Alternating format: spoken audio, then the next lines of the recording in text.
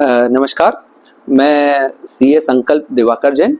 मैं मध्य प्रदेश विद्युत वितरण कंपनी भोपाल से बिलोंग करता हूँ। मैं 2009 बैच का अकाउंट ऑफिसर हूँ। मेरी पोस्टिंग कॉर्पोरेट ऑफिस में 2009 में हुई थी एज अकाउंट ऑफिसर। प्रेजेंटली मैं डिप्टी जनरल मैनेजर फाइनेंस के रूप में वहाँ पे कार्यरत हूँ।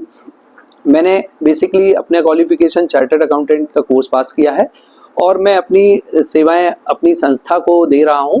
और मैं चाहता हूं कि डिस्ट्रीब्यूशन कंपनीज के जो टैरिफ के रिगार्डिंग मैं आपको बताऊंगा, उसमें सभी की वो सोच डेवलप हो जाए कि बिजली कंपनियां आखिर करती क्या है, उनका जो रेट्स और जो दरें हैं वो कैसे डिसाइड होती है। मेरा यहाँ आने का उद्देश्य, आपको ये समझाने का उद्देश्य यह है कि आप सभी डिस्ट्रीब्यूशन कंपनी के बिजनेस से वे किस तरह से उनकी बिजली को सेल करती हैं, उनकी दरें कैसे तय होती है, ये बताना है। और मैं यहाँ पे आपको ये समझाना चाहता हूँ कि विद्युत वितरण कंपनियां जो भी बिजली को सेल आउट करती हैं, वे सभी एक रेगुलेटर के थ्रू असेस होती हैं। ऐसा नहीं है कि विद्युत वितरण कंपनियां अपने मोनोपोली रेट को डिफाइन करके, रेट को डिसाइड करके बिजली को बेचती हैं। उनके ऊपर एक रेगुलेटर होता है जो कि ये सभी टैरिफ को डिसाइड करता है। मैं आपको यहाँ पे उसी टैरिफ के कंसर्न में, टैरिफ के स्ट्रक्चर के कंसर्न में, टैरिफ के फोरकास्टिंग के संबंध में और टैरिफ के प्रिपरेशन के संबंध में आपको गाइड करने के लिए आया हूं। और मैं आपको बताना चाहता हूं कि हमारी कंपनियां, जो भी पावर जनरेटिंग कंपनियां, ट्रांसमिशन कंपनियां या डिस्ट्रीब्यूशन कंपनियां हैं, वे सभी एक रेगुलेटर के थ्रू असेस होती हैं और वे ही रेगुलेटर उनको रेगुलरली मॉनिटर करता है, उनकी एक्टिविटीज को ऑब्जर्व करता है, उनकी एक्टिविटीज को कंट्रोल करता है और तभी उनको उनके द्वारा जनरेटिंग, ट्रांसमिशन एंड डिस्ट्रीब्यूशन के रेट डिसाइड करता है। इस पाठ्यक्रम को देखने के बाद आप बिजली टैरिफ की मूल अवधारणा, उसका उद्देश्य और विभिन्न प्रकार के टैरिफ जैसे फ्लैट रेट, ब्लॉक रेट और टू पार्ट टैरिफ को समझ पाएंगे। आप यह भी जान पाएंगे कि टैरिफ को तय करने में किन किन कारकों की भूमिका होती है। साथ ही रेगुलेटरी कमीशनों द्वारा टैरिफ निर्धारण की प्रक्रिया, मल्टी ईयर टैरिफ प्रणाली MYT और एग्रीगेट रेवेन्यू रिक्वायरमेंट ORR की कार्य प्रणाली से भी परिचित हो सकेंगे। पाठ्यक्रम की रूपरेखा, मॉड्यूल 1 बिजली टैरिफ की मूल बातें। इस मॉड्यूल में आप जानेंगे कि बिजली की कीमत कैसे और क्यों तय की जाती है। मॉड्यूल 2 टैरिफ के प्रकार। इस मॉड्यूल में आप विभिन्न टैरिफ सिस्टम को पहचानना और उनकी उपयोगिता को समझना सीखेंगे। मॉड्यूल 3 टैरिफ को प्रभावित करने वाले कारक। इस मॉड्यूल में आप समझेंगे कि उपभोक्ता की खपत और उपयोग के तरीके टैरिफ को कैसे प्रभावित करते हैं। मॉड्यूल 4 नियामक आयोग द्वारा टैरिफ निर्धारण। इस मॉड्यूल में आप जानेंगे कि टैरिफ तय करने की कानूनी प्रक्रिया और संस्थाओं की भूमिका क्या होती है। मॉड्यूल 5 मल्टी ईयर टैरिफ प्रणाली। इस मॉड्यूल में आप समझेंगे कि कैसे बिजली कंपनियां आने वाले वर्षों के लिए टैरिफ की योजना बनाती हैं। मॉड्यूल 6 ARR की संरचना और नियंत्रण। इस मॉड्यूल में आप जानेंगे कि कंपनियों को कितना पैसा चाहिए और वो उसका हिसाब कैसे लगाते हैं। मॉड्यूल 7 टैरिफ निर्धारण की प्रक्रिया। इस मॉड्यूल में आप टैरिफ फाइनल करने की स्टेप बाय स्टेप प्रक्रिया और जरूरी तारीखों को जानेंगे। अब मैं बताना चाहूंगा आपको कि पावर फैक्टर्स यानी टैरिफ को जो फैक्टर्स इन्फ्लुएंस करते हैं, प्रभावित करते हैं, इन कि टैरिफ किन किन चीजों से प्रभावित हो सकता है। मैं आपको बताना चाहूंगा कि कंजम्पशन के स्लैब्स, जैसे कंजम्पशन के डिफरेंट स्लैब्स होते हैं, जैसा कि आप अपने बिजली बिलों में देखते होंगे, आप प्रायः देखते होंगे रेगुलेटरी कमीशन समय पर ईयर अपने बिजली की दरों को पब्लिकेशंस करती है और आम जनता को यह बताती है कि इस टैरिफ, इस सेगमेंट पे आने वाले यूनिट्स पर इतना टैरिफ की दरें होंगी, इतने यूनिट से इतने यूनिट तक कंजम्पशन करने पर टैरिफ की दरें ये होंगी। तो ये कंजम्पशन स्लैब्स डिफाइन किए जाते हैं। रेगुलेटरी कमीशन के द्वारा ये बताया जाता है कि डिफरेंट कंजम्पशन लेवल पर कितना कितना टैरिफ के चार्जेस होंगे। वैसे ही कंज्यूमर टाइप, टैरिफ को इन्फ्लुएंस करने में कंज्यूमर टाइप का भी बहुत बड़ा इफेक्ट होता है। जैसे रेसिडेंशियल कंज्यूमर पे बिजली की दरें क्या होंगी, कमर्शियल यूजेस वाले कंज्यूमर पर बिजली की दरें क्या होगी, इंडस्ट्रियल पे बिजली की दरें क्या होगी, माइनिंग्स पे बिजली की दरें क्या होंगी। हमारे देश में जो उत्पादनशीलता चली आ रही है, जिसमें बड़े बड़े बिजनेस हाउसेस चल रहे हैं, बड़े बड़ी इंडस्ट्रीज चल रही हैं, और छोटे से छोटा किसान, छोटे से छोटा गरीब आदमी भी बिजली को यूज कर रहा है, तो इनमें कंज्यूमर के अनुसार इलेक्ट्रिसिटी की दरें या टैरिफ की दरें डिसाइड की जाती हैं, जो जरूरी भी है, ताकि हमारे बड़े से बड़े कंज्यूमर पे और छोटे से छोटे कंज्यूमर पे एबनॉर्मली बिजली का भार ना पड़ सके। इसीलिए कंज्यूमर की कैटेगरी के अनुसार बिजली की दरें और टैरिफ को डिसाइड किया जाता है। और कंज्यूमर टाइप भी बहुत बड़ा फैक्टर होता है जो टैरिफ की दरों को प्रभावित करता है। लोड टाइप तीसरा होता है टैरिफ को प्रभावित करने के लिए लोड फैक्टर। एक कंज्यूमर, एक आम कंज्यूमर कितना लोड यूज कर रहा है, क्योंकि बिजली जो सप्लाई की जाती है वो लोड के हिसाब से सप्लाई की जाती है कि किस कंज्यूमर को कितने लोड की जरूरत है, उसके यहाँ कितनी मशीनरी, कितनी इक्विपमेंट। आज हम देखते हैं कि एक नॉर्मल घर में टीवी, फ्रिज, कूलर ये सब तो होते हैं, और ये सब डिसाइड होता है कि उसकी लोड फैक्टर कितना वो यूज करेगा। उस हिसाब से डिस्ट्रीब्यूशन कंपनियां अपनी पावर सेगमेंट को डिसाइड करती हैं, है ना। टाइम ऑफ यूज के संबंध में मैं बताना चाहूंगा कि टाइम ऑफ यूज में ये होता है कि बिजली की दरें, टाइम ऑफ यूज यानी पीक टाइम पे बिजली की दरें क्या होंगी, क्योंकि देखा जाए कि गर्मी के दिनों में पीक टाइम सुबह 12 बजे से शाम को 5 बजे तक होता है। इस समय पे बहुत तेज गर्मी पड़ती है, दिन भर सभी कोई एसी, कूलर्स वगैरह चलाते हैं, ये पीक टाइम कहलाता है। जनरेटिंग कंपनियां, जो इंडस्ट्रीज होती हैं, इनका पीक टाइम होता है अपना बिजनेस हाउसेस को चलाने के लिए, प्रोडक्शन करने का। इसलिए पीक टाइम के हिसाब से भी टैरिफ की दरें डिसाइड की जाती हैं। इस मॉड्यूल में हमने समझा कि टैरिफ कई बातों पर निर्भर करता है, जैसे खपत कितनी है, उपभोक्ता कौन है, घरेलू, व्यावसायिक या औद्योगिक, लोड का प्रकार और बिजली इस्तेमाल का समय। अब मैं बताना चाहूंगा आपको कि रेगुलेटरी कमीशंस क्या होते हैं। हमारे यहाँ जो रेगुलेटरी का फ्रेमवर्क जो डिजाइन किया जाता है वो किसके द्वारा किया जाता है, to whom to decide the regulations of the discoms that mean distribution कंपनियां कहलाती हैं। जो हमारे यहाँ देखा जाता है कि 3 टाइप की कंपनियां होती हैं जो पावर को रन करती हैं, जैसे कि पावर जनरेटिंग कंपनियां। जो पावर जनरेटिंग कंपनियां वो कहलाती हैं जो पावर को जनरेट करती है, बिजली को जनरेशन का काम करती है, बिजली को उत्पादन करने का काम करती है। इनके भी, पावर जनरेटिंग कंपनी को भी बड़े बड़े पावर प्लांट्स लगाने पड़ते हैं, बड़ी बड़ी मशीनरी, इक्विपमेंट लगाने करते हैं। बिजली से पानी बनाना, सोलर से पानी बनाना, बिजली बनाना, जैसे आदि आदि, इन सभी के लिए बड़े बड़े इक्विपमेंट लगाना पड़ते हैं, इनको कॉस्टिंग बियर करनी पड़ती है। ट्रांसमिशन कंपनी है, पावर जनरेटिंग कंपनी के द्वारा जो बिजली उत्पादित की जाती है उसको डिस्ट्रीब्यूशन लाइसेंसिंग तक कैसे ग्रिड टू ग्रिड बिजली ट्रांसमिट की जाएगी, पहुंचाई जाएगी, इसके लिए ट्रांसमिशन कंपनियों को बड़े बड़े ट्रांसमिशन टावर्स लगाने पड़ते हैं, ट्रांसमिशन लाइंस बिछानी पड़ती हैं, तो इसके लिए उन्हें इंफ्रास्ट्रक्चर डेवलप करना पड़ता है। साथ ही डिस्ट्रीब्यूशन कंपनियों को अपने एंड यूजर तक पावर डिस्ट्रीब्यूशन करने के लिए, बिजली पहुंचाने के लिए लाइंस, केबल्स, पोल्स, इंफ्रास्ट्रक्चर, सब स्टेशंस वगैरह आदि लगाने पड़ते हैं, इनको इंफ्रास्ट्रक्चर डेवलप करना पड़ता है। तो इनके लिए जो कंट्रोलेबल अथॉरिटी होती है, इन सब की कॉस्टिंग को कंट्रोल करने के लिए रेगुलेटरी कमीशन का गठन किया गया कि रेगुलेटरी कमीशन बिजली कंपनियों की मनमानी को रोकने के लिए, बिजली कंपनियों द्वारा उत्पादित की गई बिजली को एंड यूजर तक पहुंचाने तक जो कॉस्टिंग लगी है, वे अपनी कॉस्टिंग को मनमाने ढंग से एंड यूजर से वसूल ना कर पाए, वे अपनी अनुत्पादक लागतों को भी इसमें शामिल ना कर पाए, इसलिए रेगुलेटरी कमीशन का गठन किया गया।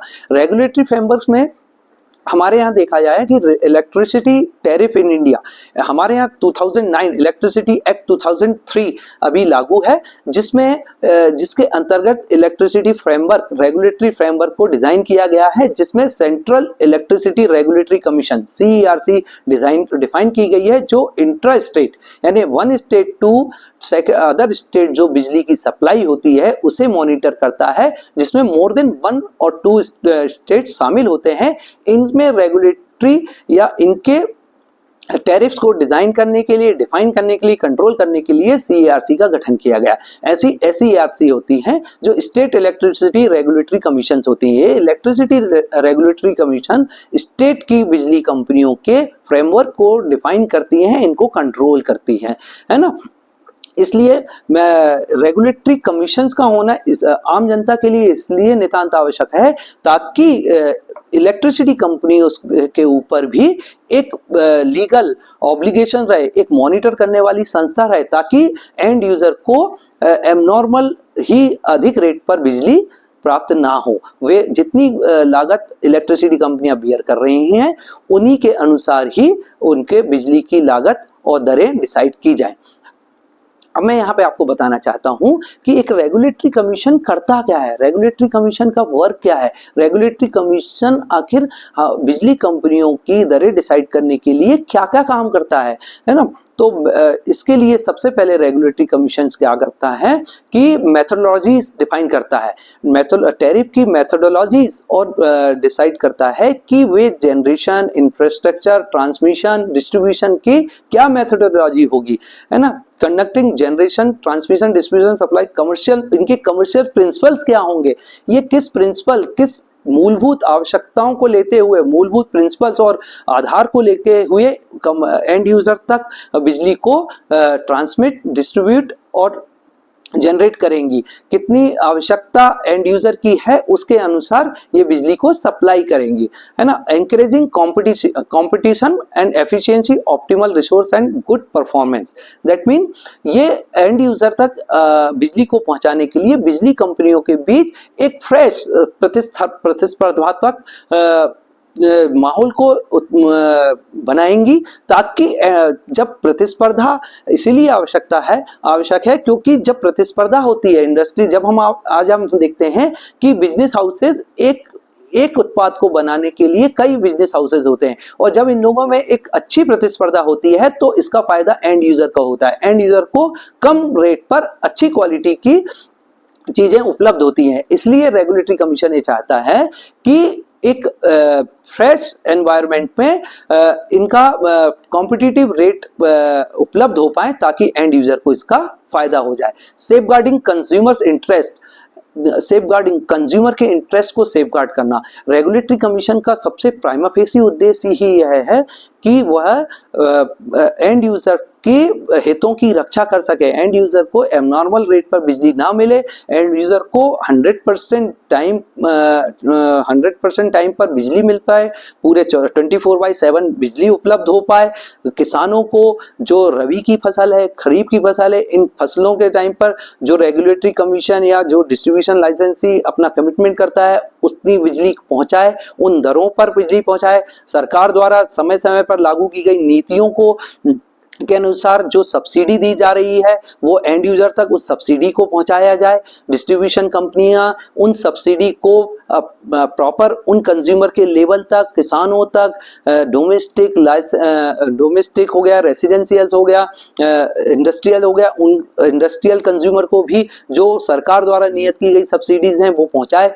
इन सबको रेगुलेट करने के लिए रेगुलेटरी कमीशंस निरंतर कार्य करती है, निरंतर इन डिस्ट्रीब्यूशन कंपनियां, जनरेशन कंपनियां और ट्रांसमिशन कंपनी की एक्टिविटीज को कंट्रोल करती है। Aligning the national electricity policy and tariff policy, मैंने आपको पहले ही बताया कि रेगुलेटरी कमीशन का मुख्यतः उद्देश्य है कि नेशनल इलेक्ट्रिसिटी पॉलिसी, राष्ट्रीय बिजली की जो पॉलिसी है वो, और टैरिफ पॉलिसी जो डिजाइन की गई है उसके अकॉर्डिंग अपनी पावर जनरेटिंग, ट्रांसमिशन और डिस्ट्रीब्यूशन कंपनियों से काम कराना होता है। अब मैं यहाँ आपको बताना चाहूंगा कि एक रेगुलेटरी कमीशन कैसे टैरिफ को डिसाइड करता है। डिस्ट्रीब्यूशन लाइसेंसी के द्वारा दिए गए या ट्रांसमिशन या जनरेटिंग कंपनी के द्वारा दिए गए प्रपोज किए गए टैरिफ को रेगुलेटरी कमीशन कैसे मॉनिटर करता है और कैसे उसको डिसाइडिंग फैक्टर्स उसके डिसाइड करता है। जैसे कि रेगुलेटरी कमीशन टैरिफ को डिफाइन करने के लिए सबसे पहले supply of electricity by a generating company to a distribution licence.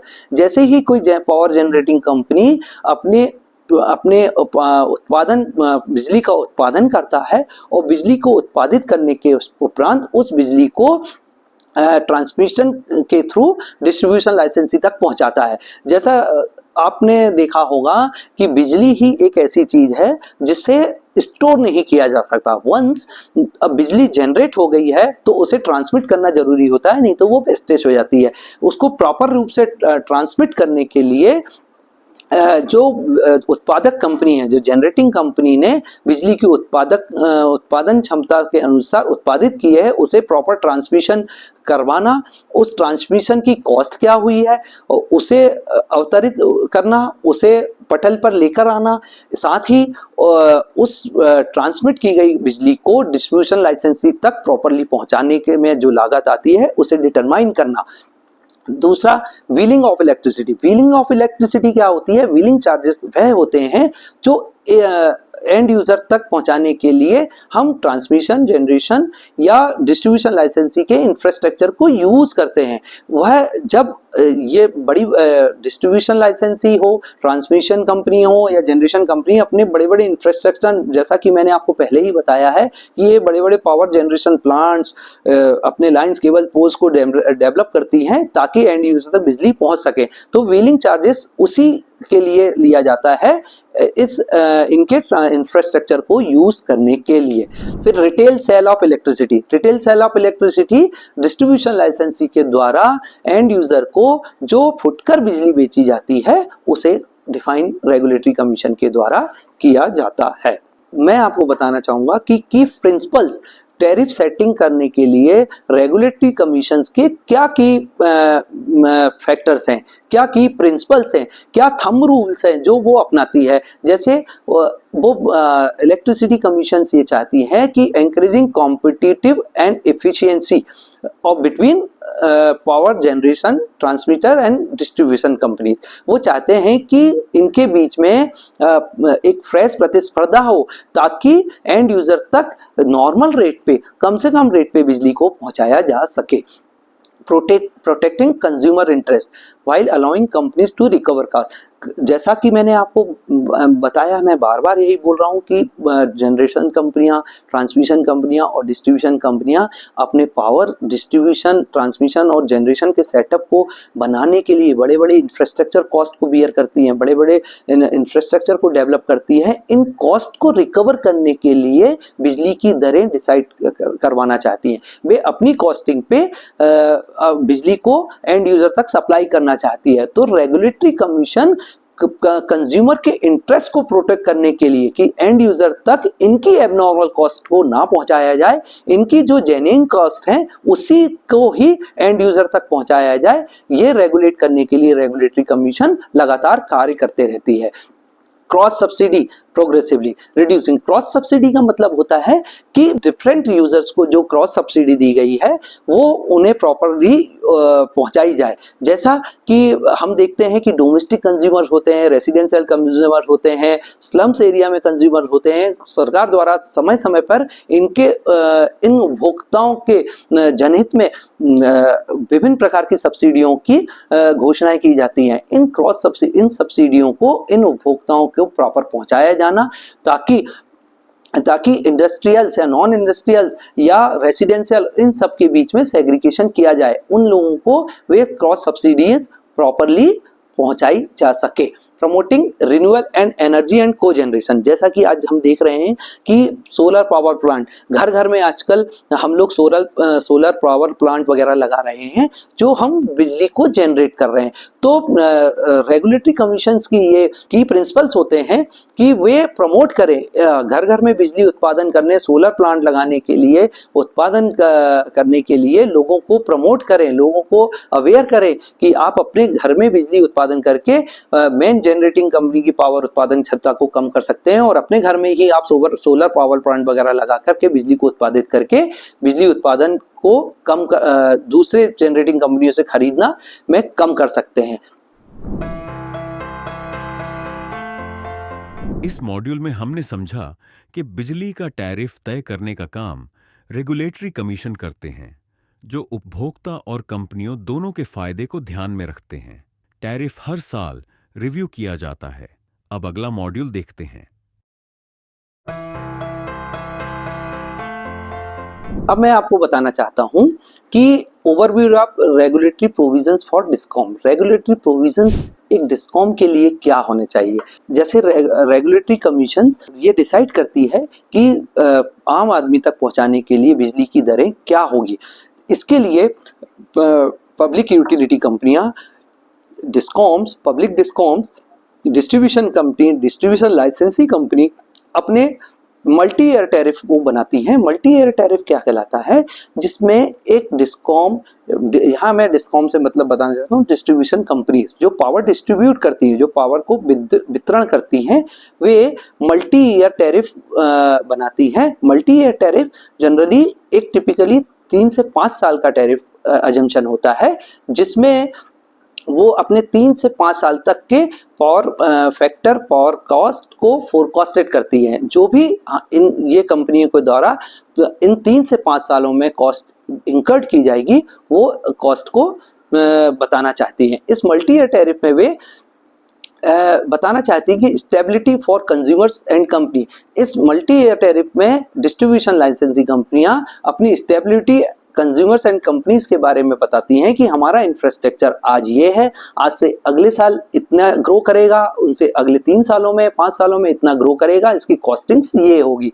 Advance pricing और कंपनी बेस्ड प्रिडिक्टेबल टैरिफ्स, हमारे उन डिस्ट्रीब्यूशन लाइसेंसी कंपनियां ये चाहती हैं कि हमारे एंड यूजर तक बिजली पहुंचाने के लिए हमारी क्या कॉस्टिंग्स होंगी, हमारे एंड यूजर्स कितने कंज्यूमर्स को हम इंक्रीज करेंगे, कितना हम इन कंज्यूमर्स की बढ़ोतरी होगी, हमारे लोड फैक्टर में क्या फर्क पड़ेगा, हमें कितने और ज्यादा बिजली उत्पादन की जरूरत पड़ेगी, ये मल्टी ईयर टैरिफ्स में इनके द्वारा डिफाइन किया जाता है।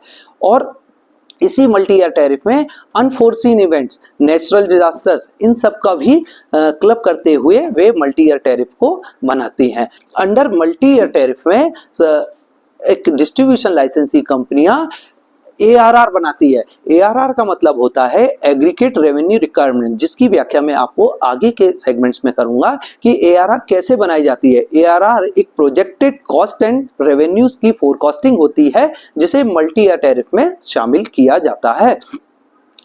और ARR के लिए MIT फ्रेमवर्क में क्या क्या चीज शामिल की जाती है, उसके क्या क्या कंटेंट होते हैं, इसके बारे में मैं आपको बताना चाहूंगा कि इसमें ARR में सबसे पहले वेरिएबल कॉस्ट ली जाती है।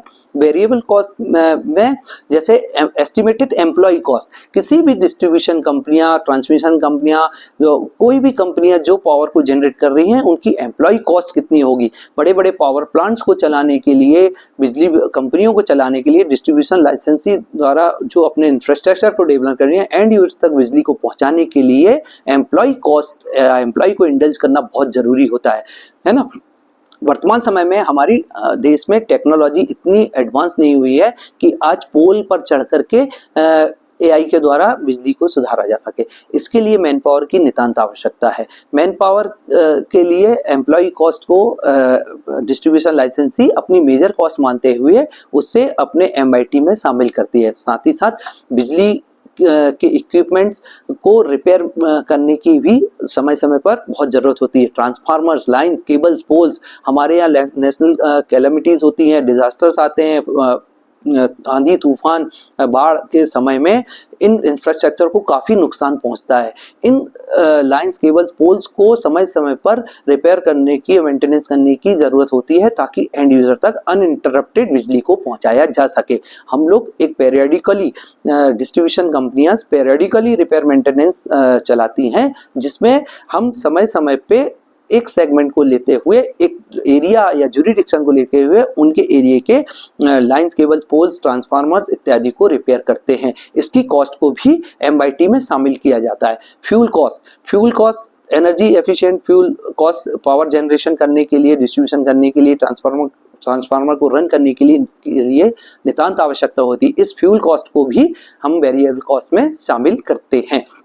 साथ ही इसका ARR में इन वेरिएबल कॉस्ट को लास्ट ईयर के एक्चुअल से कंपेयर करते हुए आगे का प्रोजेक्शंस बनाया जाता है।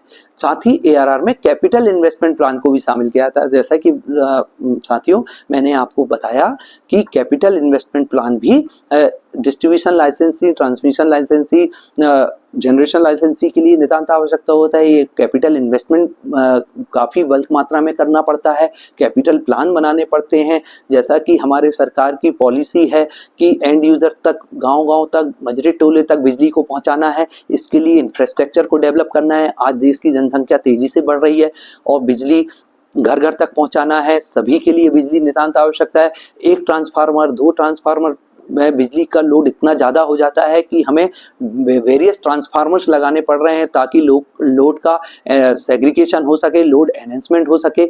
इसके लिए हमें इन्वेस्टमेंट कॉस्ट को भी MYT में शामिल किया जाता है। कैपिटल स्ट्रक्चर जिसमें कैपिटल स्ट्रक्चर को लिए लगाने के लिए फाइनेंस करवाना पड़ता है। बड़ी बड़ी फाइनेंशियल इंस्टीट्यूशन, REC, PFC, बैंकों से डिस्ट्रीब्यूशन लाइसेंसी कंपनियां लोन लेती हैं। गवर्नमेंट के द्वारा भी गारंटेड लोन लिया जाता है ताकि इस लोन के माध्यम से वो इंफ्रास्ट्रक्चर को डेवलप कर सके। इन लोन को लेने पर उसकी जो इंटरेस्ट कॉस्ट होती है उसे भी इसे कैपिटल इन्वेस्टमेंट प्लान या MYT या ARR में शामिल किया जाता है।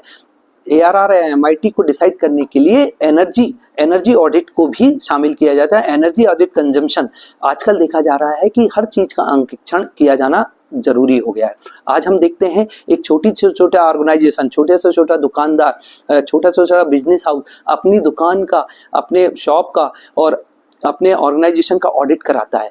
चाहता है कि मेरा कैसा आउटपुट हो, मेरा कैसा इनपुट है, मेरे इनपुट और आउटपुट के बीच में क्या डिफरेंस है, मैं क्या वैल्यू एडिशन कर सकता हूँ, कहाँ मैं गलती कर रहा हूँ। वैसे ही डिस्ट्रीब्यूशन लाइसेंसिंग कंपनी भी अपना एनर्जी ऑडिट कराती है। एनर्जी ऑडिट में डिस्ट्रीब्यूशन लाइसेंसिंग कंपनियां यह असेस करती हैं कि हमारी बिजली की उत्पादन क्षमता क्या है, हम किस दर्जे में बिजली उत्पादित कर रहे हैं, किस दर्जे से बिजली को उत्पादित करने के बाद ट्रांसमिट कर रहे हैं, क्या हमारे ट्रांसमिशन लॉसेस हैं, ट्रांसमिशन लॉसेस एक स्टैंडर्ड रेशियो से ज़्यादा है, ज़्यादा हुए लॉसेस को हम किस तरह से कम कर सकते हैं। एक ट्रांसमिशन करने के पश्चात जब हम इस बिजली को डिस्ट्रीब्यूट करते हैं तो डिस्ट्रीब्यूशन के क्या लॉसेस हैं।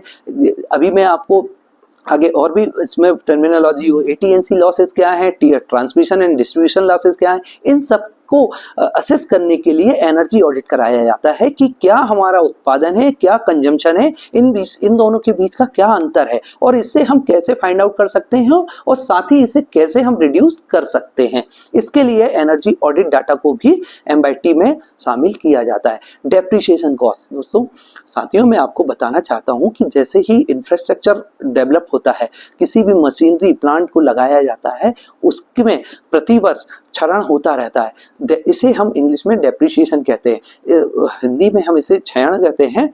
ताकि किसी भी मशीनरी को लगाने में पर ईयर उसकी जो डेप्रिशिएटेड कॉस्ट होती है उसे डेप्रिसिएशन कहा जाता है और उस डेप्रिसिएशन को भी डिस्ट्रीब्यूशन लाइसेंस कंपनी अपनी कॉस्टिंग में शामिल करना चाहती है, क्योंकि मशीनरी या ट्रांसफार्मर लाइंस केवल निरंतर क्षरित होते रहते हैं। उन्हें एक अवधि के पश्चात स्क्रैप करना पड़ता है और पुनः नया इंफ्रास्ट्रक्चर डेवलप करना पड़ता है।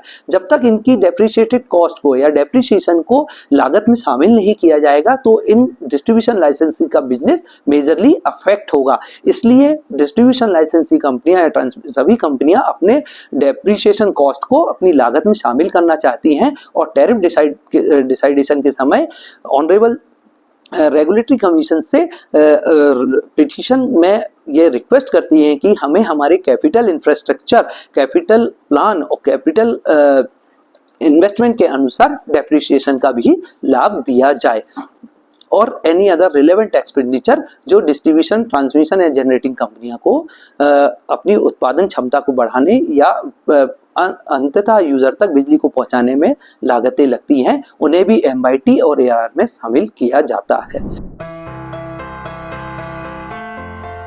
इस मॉड्यूल में हमने समझा कि मल्टी ईयर टैरिफ प्रणाली में 3 से 5 साल के लिए टैरिफ पहले से तय किया जाता है, जिससे कंपनियों को प्लानिंग में सहूलियत होती है और उपभोक्ताओं को स्थिर दर मिलती है। अब अगला मॉड्यूल देखते हैं। मैं आपको यहाँ बताना चाहूँगा कि इन एग्रीगेट रेवेन्यू रिक्वायरमेंट के लिए क्या-क्या फेजेस होते हैं, क्या-क्या कवर किया जाता है। जैसा कि मैंने आपको बताया कि इसमें ऑपरेशनल कॉस्ट और ऑपरेशनल कॉस्ट जिसमें employ cost, repair maintenance cost, administrative cost, इन सभी कॉस्ट को शामिल किया जाता है। साथ ही मेजर पोर्शन पावर परचेज की को भी और ट्रांसमिशन चार्जेस को भी शामिल किया जाता है, क्योंकि बिजली कंपनियों का मेजर बिजनेस ही पावर परचेज और ट्रांसमिशन से चालू होता है। जब एक जनरेटिंग कंपनी अपनी बिजली को उत्पादन करने के बाद ट्रांसमिट करती है, पावर डिस्ट्रीब्यूशन कंपनी और ट्रांसमिशन कंपनियों से बिजली को क्रय करके अपना बिजली को डिस्ट्रीब्यूट करती है, तो पावर परचेज की कॉस्ट और ट्रांसमिशन लॉस को इसमें ट्रांसमिशन कॉस्ट को इसमें शामिल किया जाता है। डेप्रिसिएशन और लोन के इंटरेस्ट को इसमें शामिल किया जाता है। रिटर्न ऑन इक्विटी, जितना मैंने इन्वेस्टमेंट किया है उसका उतना रिटर्न मुझे मिल रहा है नहीं, cost of return of equity को शामिल किया जाता है।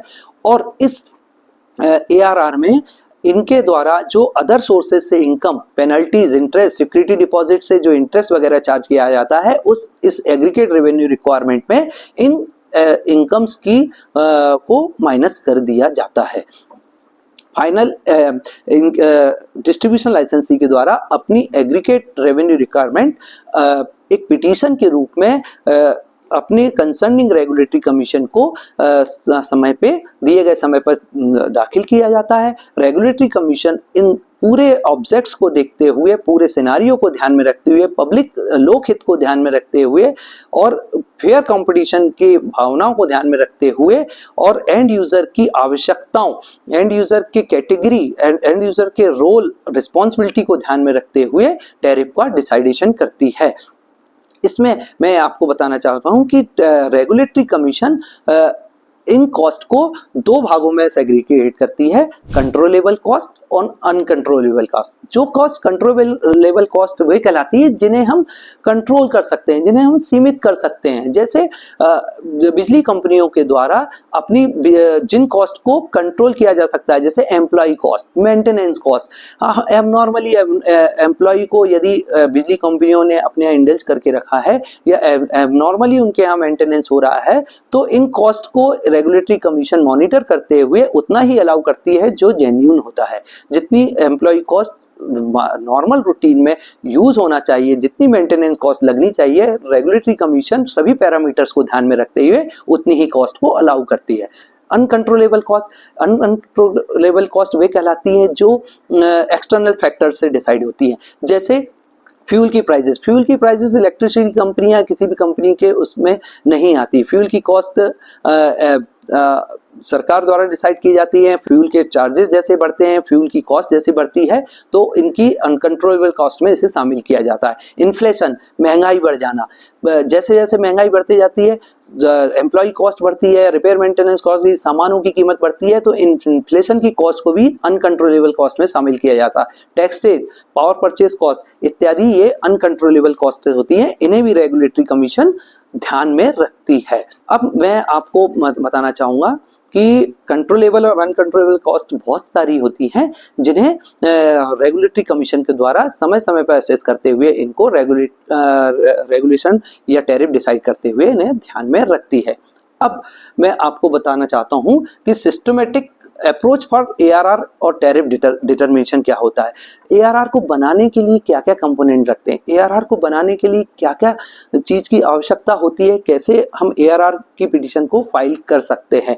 जैसे सेल्स प्रोजेक्शन, सबसे पहले ARR के लिए सेल्स प्रोजेक्शन है। कोई बिजली डिस्ट्रीब्यूशन कंपनी अपने ज्यूरिडिक्शन में कितनी बिजली का डिस्ट्रीब्यूट कर पाएगी, कितनी बिजली का सेल कर पाएगी, इसके लिए कनेक्टेड लोड उनका कितना है, कनेक्टेड डिमांड कितनी है, नंबर ऑफ कंज्यूमर कितने हैं, उनके ज्यूरिडिक्शन में उनके कनेक्टेड कंज्यूमर जिनको वो बिजली सप्लाई करते हैं या करना चाहते हैं वो कितने हैं, उनका एनर्जी कंजम्पशन क्या है।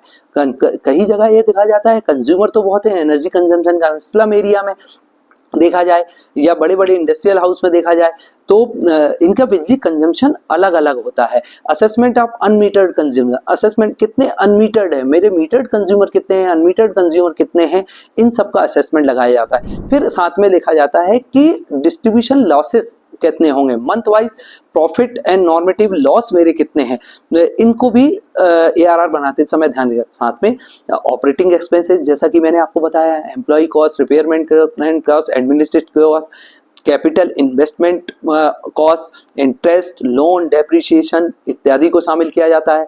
पावर परचेज कॉस्ट जो कि सबसे मेजर कॉस्ट होती है, इसे ARR बनाते समय शामिल किया जाता है।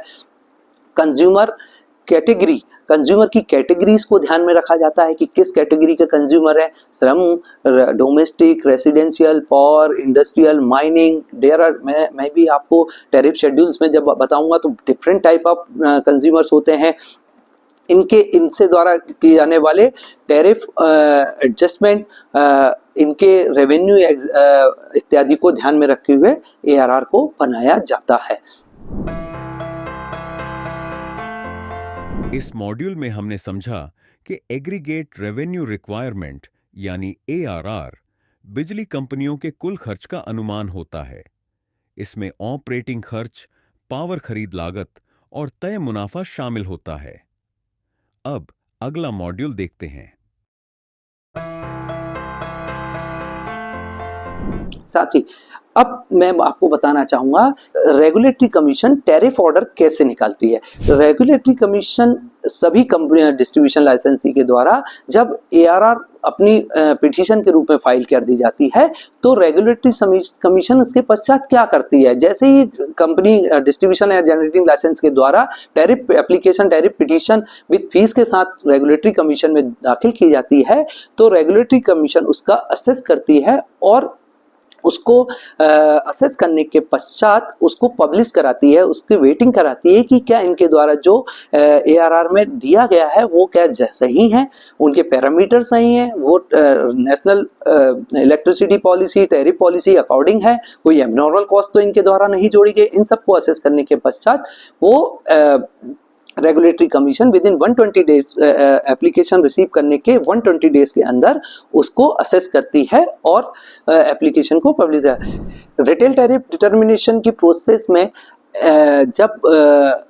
रेगुलेटरी कमीशन MYT या मल्टी ईयर टैरिफ या ARR जो पिटिशनर के द्वारा या डिस्ट्रीब्यूशन लाइसेंसी के द्वारा जमा किया जाता है उसमें रेगुलेटरी कमीशन सबसे पहले देखती है कि submission of MYT multi year tariff by the discom proper है कि नहीं, अकॉर्डिंग टू रेगुलेटरी कमीशन के नॉर्म्स, नेशनल टैरिफ पॉलिसी के नॉर्म्स के अनुसार है कि नहीं, ये देखने के पश्चात उस MYT को पब्लिश करने न्यूज़पेपर या वेबसाइट में पब्लिश कराती है। उसके पश्चात पब्लिश कराने के पश्चात इस रेगुलेटरी कमीशन के द्वारा एक पब्लिक हियरिंग कमीशन के सामने होती है। लोगों को आमंत्रित किया जाता है कि इस डिस्कॉम के द्वारा या कंपनीज के डिस्ट्रीब्यूशन लाइसेंस के द्वारा जो ARR फाइल की गई है उनके द्वारा कितने टैरिफ हाइक का, कितनी कॉस्टिंग का ब्यौरा दिया गया है, उसके लिए पब्लिक हियरिंग ऑर्गेनाइज कराई जाती है। पब्लिक के कमेंट्स लिए जाते हैं। जब सभी पब्लिक जो भी पब्लिक उस हियरिंग में शामिल होती है उनके कमेंट्स को शामिल करते हुए regulatory commission multi year tariff को के सभी कंपोनेंट को ध्यान में रखते हुए ARR के अकॉर्डिंग सेग्रीगेट करती है, उसकी category wise energy sales projections इत्यादि को सेग्रीगेट करती है, उनकी कॉस्टिंग्स को डिफरेंट यूजर की कैटेगरी में रख करके वेटेड कराती है। उसको देखा जाता है कि किसी भी कंज्यूमर या एंड यूजर पे ज़्यादा से ज़्यादा विद्युत की दरों का भार ना पड़ पाए। क्या प्रेजेंट सिनारियो में बिजली की दरें चल रही हैं, यदि बिजली की दरों को किस रेट से बढ़ाया जाएगा तो एंड यूजर पे क्या भार पड़ेगा। और बिजली की दरों का बढ़ाया जाना, देखिए साथियों, बिजली की दरों को बढ़ाया जाना एक प्रोडक्शन कॉस्ट को बढ़ाया जाना है। जैसे ही हमारे देश में या रेगुलेटरी कमीशन के द्वारा बिजली की दरों को बढ़ाया जाएगा तो इसका इफेक्ट एक उत्पादन क्षमता पे पड़ेगा, उत्पादक पदार्थों पे पड़ेगा, उनकी कॉस्टिंग पे पड़ेगा। बिजली की दरें, जो कि बिजली हर business house, industrial, manufacturing units के द्वारा बिजली यूज की जाती है, जैसे ही बिजली की दरें को बढ़ाया जाएगा तो इसका इफेक्ट प्रोडक्ट्स पे पड़ेगा, प्रोडक्ट्स पे पड़ेगा तो प्रोडक्ट्स महंगे होंगे, महंगाई पे पड़ेगा। इन सब चीजों को ध्यान में रखते हुए रेगुलेटरी कमीशन बिजली की दरों को डिसाइड करती है कि, और साथ में ये भी उनके द्वारा देखा जाना है कि हमारी डिस्कॉम या डिस्ट्रीब्यूशन कंपनियां, पावर जनरेटिंग कंपनी जो प्रॉपर कॉस्ट को बियर कर रही हैं, उन्हें भी उन कॉस्ट का फायदा दिया जाए ताकि वे भी अपने सर्वाइवल को बनाए रख सके। उनके द्वारा जो एक्चुअल कॉस्ट को बियर की गई है, उन कॉस्ट को भी कॉस्ट इफेक्टिव टैरिफ बनाया जाना चाहिए ताकि बिजली कंपनियां भी अपने बिजनेस को सरवाइव कर पाएं। इसके लिए रेगुलेटरी कमीशन ये पूरी एक्टिविटी करने के उपरांत अपना टैरिफ को सबमिट करती है, टैरिफ को प्रपोज करती है। पावर, इसके लिए regulatory commission power purchase cost, transmission, SLDC charges और सभी employ cost, repair maintenance cost को ध्यान में रखते हुए टैरिफ का डिसाइडेशन करती है। और इस टैरिफ को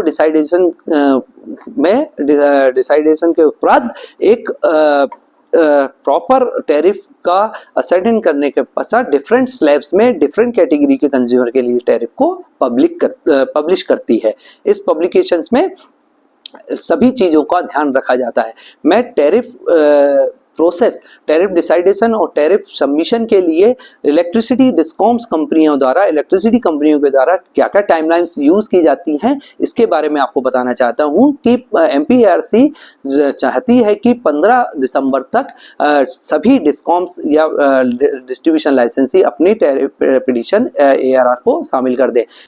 डिस्ट्रीब्यूशन लाइसेंसिंग कंपनियों को इलेक्ट्रिसिटी कमीशन 15 दिसंबर तक अपनी एआरआर फाइल करने के लिए डेट देती है। उनके द्वारा 1 जनवरी ऑनवर्ड्स पब्लिक नोटिस निकाल दिया जाता है। डिस्ट्रीब्यूशन लाइसेंसी के द्वारा जो एआरआर फाइल की जाती है, 7 फरवरी, 1 महीने के पश्चात वे पब्लिक हियरिंग कंडक्ट कराते हैं। लगभग 1 महीने का टाइम दिया जाता है उसके पब्लिकेशन के उपरांत लोगों को अपने कमेंट्स देने के लिए। इसके पश्चात पब्लिक हियरिंग ऑर्गेनाइज कराई जाती है। पब्लिक हियरिंग में सभी उपभोक्ताओं को आमंत्रित किया जाता है जो भी बिजली की दरों के संबंध में अपने उद्बोधन, अपने सुझाव देना चाहते हैं कि बिजली की दरें क्यों बढ़ना नहीं चाहिए, क्यों बढ़ना चाहिए, इनका क्या इफेक्ट होगा। इन सभी को ध्यान में रखते हुए electricity regulatory commission public hearing करवाने के उपरांत सभी अपने प्रिंसिपल्स को ध्यान में रखते हुए अपना 31 मार्च तक regulatory commission tariff order issue करता है, जिसमें वो मल्टी ईयर टैरिफ एआरआर को